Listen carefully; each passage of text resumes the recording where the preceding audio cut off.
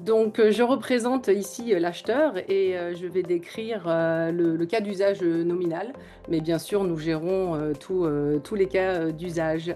Donc, nous voici dans l'écran de réception, ici.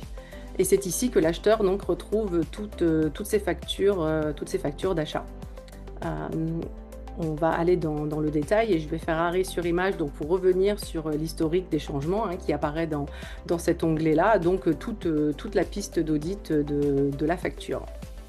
Et donc, c'est bien la PA réceptrice qui crée le statut mise à disposition, donc après réception. Et donc, voilà pour le flux de réception qui somme toute, en fait, va rester assez simple pour l'utilisateur. Je fais un petit arrêt ici pour bien faire la distinction entre la réception et le traitement de la facture. Donc, comme vous avez vu, le statut de la facture, comme est défini par la réforme, est bien indiqué. Et ici, maintenant, on va initier le traitement de la facture. Donc, nous entrons donc dans la partie vraiment valeur ajoutée de TradeShift. On parle ici du circuit de validation où TradeShift effectue tous les contrôles selon vos règles métiers. Donc, j'insiste bien, je refais un petit arrêt sur image. Donc, c'est cette notification-là. Décrit vos règles métiers. Donc en l'occurrence ici on parle d'un contact qui n'a pas été renseigné.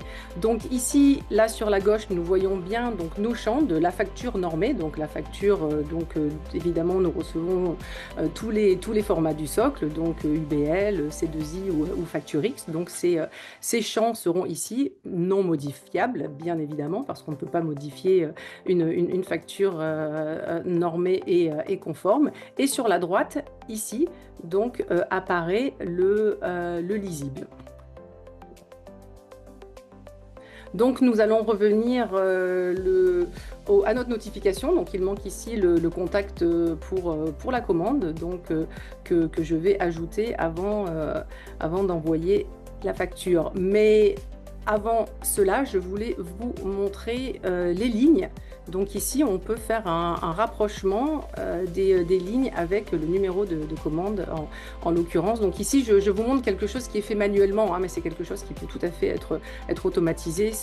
Je vous montre ça en manuel pour illustrer toutes les fonctions de la plateforme. Donc voilà, donc ici on a assigné le numéro de commande à toutes les lignes pour que ça puisse être traité. Et je vais revenir donc sur ma notification ici. Donc il manquait le contact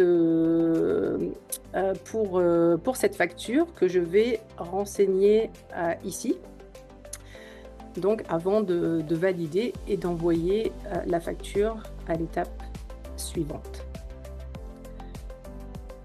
Donc ici, l'étape suivante va permettre le rapprochement effectif de la facture avant intégration automatique dans l'ERP, donc dans l'ERP de l'acheteur. Et donc on voit ici que la facture est verrouillée. Et je vais pouvoir revenir sur la vue d'ensemble, ici, pour voir tous mes documents, donc toutes mes factures et surtout voir tous les flux conformes parce qu'évidemment il restera des flux qui ne sont pas assujettis à la réforme, donc pas soumis à la réforme et donc qui apparaîtront ici aussi. Donc on fait bien la distinction des flux conformes et non conformes. Donc l'acheteur ici a suivi la facture depuis la réception jusqu'au traitement et garantissant ainsi la traçabilité complète. Donc, je représente ici l'acheteur et je vais décrire le cas d'usage nominal, mais bien sûr, nous gérons tous les cas d'usage. Donc, nous voici dans l'écran de réception, ici. Et c'est ici que l'acheteur donc retrouve toutes ses factures d'achat. On va aller dans le détail et je vais faire arrêt sur image donc pour revenir sur l'historique des changements qui apparaît dans cet onglet-là, donc toute la piste d'audit de la facture. Et donc, c'est bien la PA réceptrice qui crée le statut mise à disposition, donc après réception. Et donc, voilà pour le flux de réception qui somme toute, en fait, va rester assez simple pour l'utilisateur. Je fais un petit arrêt ici pour bien faire la distinction entre la réception et le traitement de la facture.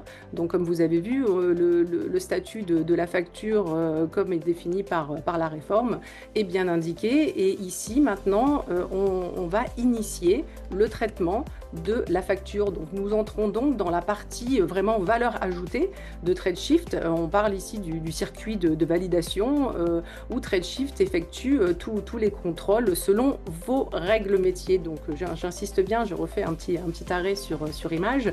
Donc, c'est cette notification-là décrit vos règles métiers. Donc en l'occurrence ici on parle d'un contact qui n'a pas été renseigné. Donc ici, là sur la gauche, nous voyons bien donc nos champs de la facture normée. Donc la facture, évidemment nous recevons tous les formats du socle, donc UBL, C2I ou FactureX. Donc ces champs seront ici non modifiables, bien évidemment, parce qu'on ne peut pas modifier une facture normée et conforme. Et sur la droite, ici, donc apparaît le lisible. Donc nous allons revenir à notre notification. Donc il manque ici le contact pour la commande, donc que je vais ajouter avant d'envoyer la facture. Mais avant cela, je voulais vous montrer les lignes. Donc ici, on peut faire un rapprochement des lignes avec le numéro de commande